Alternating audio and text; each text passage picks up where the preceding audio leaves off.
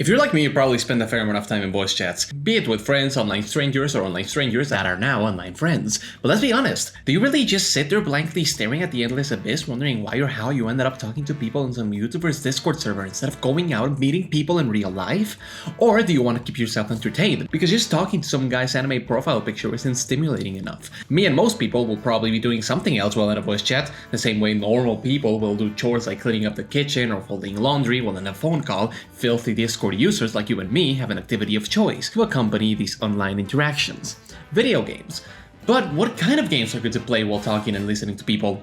It may seem like a dumb question, but think about it. A game is not something you can put in the background like music or a movie. It requires most of your attention, but you don't want to miss the flow of the conversation, so you need a game that doesn't require much brain power. The list of ideal games to play while in a voice call might be a lot smaller than you think. Or well, maybe not. I want to make a very important distinction here. Any multiplayer co-op game is gonna be a match made in heaven for a Discord call. Why waste your time typing out everything besides in the meantime the other team's already got you? No, I'm talking about games that you can play by yourself while you're talking to people who are currently not playing the game. You could make the argument that no game is meant to be played like this. If you're not willing to put in your full attention, then don't bother! I personally played through the entire classic Halo series while talking to people on Discord, and I wouldn't say it decreased my appreciation or enjoyment of those games, but at the same time, when the orchestral music starts blasting and the troops are fighting and I'm just there listening to people reading a 300+ page on why some YouTuber's a scumbag, it definitely detracts from the experience. I asked some people on Twitter what are some games they like to play while on a PC, and some of the answers I got were Spider-Man, Red Dead Redemption 2, Minecraft. Why? Because they're passive games you can play without really playing them. Red Dead or even GTA also have vast open worlds which are fun to explore while talking to friends. OG XCOM and Vampire Survivors, because they're low-effort games you can play while focusing on the conversation at hand. What all these games have in common is how the emphasis is first and foremost on gameplay. They do have stories, but there is more stuff to do outside of them. They also have long stretches of gameplay with little to no dialogue where you can focus on the combat or the scenery you're driving, which are activities that don't interfere with your friend who's currently venting about how his online Canadian girlfriend left him. So we can say that games which are not overly complex in gameplay are a good fit for VC, right? Well, depends. There are games which are simple in gameplay like rhythm games, but I think those are completely off the table here, because you need to listen closely and match the timing of the music, and when you really need to focus on the audio part of the game, it makes them pretty much a no-go when talking about games to play within a voice chat.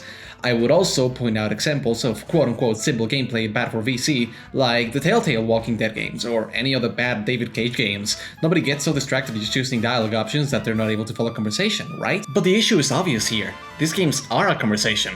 Really, why would you play a game that is mostly dialogue when talking to people?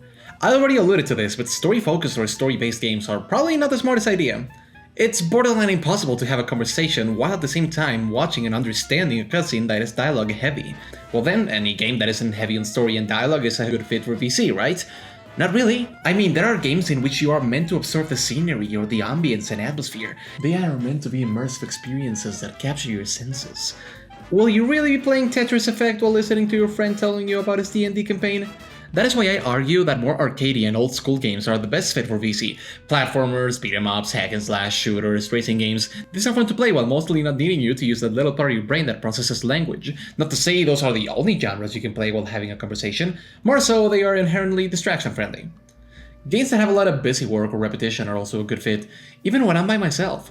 If I'm building something in Minecraft, chances are I will be listening to some podcast or video essay to entertain my mind because the current in-game actions are very repetitive, yet necessary for a satisfying end result. So if you're building your giant Minecraft house that you already have pictured in your mind and all that's left is to place the blocks, it can be very relaxing to just chill in VC with your friends and talk about mundane stuff.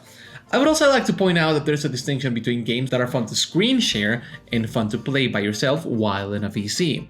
Games that are fun to screen share are games which elicit fun reactions. Sheep Talks Hate here gives a good example. Horror games. We all know that ever since video sharing and Let's Plays became popular, horror games have been some of the most popular genre games in this format. It's fun to see a charismatic personality making snarky comments and screaming really loudly when the evil teddy bear kills him. But in a voice chat setting, there is something no one who screens shares horror game likes to admit. It makes them less scary. Same as playing with friends or watching a horror movie with company. Having someone with you is calming. It serves that it adds some levity to the situation. You can joke around and talk to your friends while the evil monster chases you. It puts you at ease. And if not, well, your friends can make fun of you for screaming at Freddy Fazbear. It's a win-win scenario. To that we can also add games which are meant to be frustrating, like Getting Over It or any of the Soulsborne games. If you have somebody who already beat those games in the call, he can either make fun of you for being bad, or backseat you when not asked because I want to go into the game blind. Your friends can even gaslight you into making bad decisions just to screw you over. Friendly trash talk is also encouraged. But again, if it's your first time playing these games, you're basically trading the intended experience for the social experience, which I don't think is bad inherently, but it's definitely something to consider. Actually, I would say that most games are fit for a voice chat environment if you're replaying them. That way you can skip the cutscenes and not pay attention to the dialogue because, well, you already watched them. And chances are, if you're replaying this game, you're probably skipping all the dialogue and cutscenes anyway. So if we consider this a replay, we can basically consider any game that is in a choose-your-own-adventure type deal. And talking about the gameplay itself, I said games that are very mechanically complex will not be a good fit because of the level of focus they require. But again, if you're already familiar enough with the game mechanics that they become second nature, then you won't really have any issues talking or listening to people while playing the game. Oh, but Diane, you might say, you're just giving vague statements and have hardly mentioned any games to play in Visi. Fine, here's Dragon Break's official list of popular games you could play while in a voice chat. Monster Hunter, but only if you're already familiar with the game. Dragon Ball Xenoverse 2, it's basically Dragon Ball Monster Hunter. No, I refuse to elaborate. Any of the Doom games. Fast-paced gameplay, focused shooters with kick-ass soundtracks with a disdain for story. Hades, amazing art style and music. Yes, there's dialogue, but it's short and subtitled anyway. Downwell, no dialogue, just fall down and don't die. Kirby games.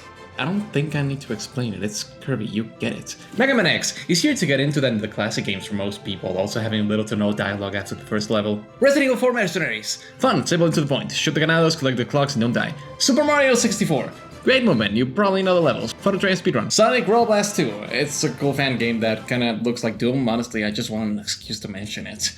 Yeah, I would also like to mention Tetris 99. I play that a lot when I'm like just talking to people or like listening to some video essay. I don't know why I didn't mention that. I'm just recording this post editing and everything. But like yeah, Tetris 99. That's a good one. As for games that are fun to play while screen sharing them to people, we have FNAF Help Wanted. Not super scary, but the friendly gameplay makes for comedic reactions. Alien Isolation. This game is scary, so yeah. Dark Souls 1. Everybody's played this one. A difficult game about climbing. Getting over it too. Electric Boogaloo. The Phantom Pain. Just the level of interaction and stuff you can do here really is perfect for shenanigans. At the end of the day, I just wanted to comment on something we all do, but we don't really talk about it. I didn't see anybody talking about this specific subject, and I want to hear what other people like to do while talking to their friends. Hey, why not just pay attention to the people you're talking to? As if.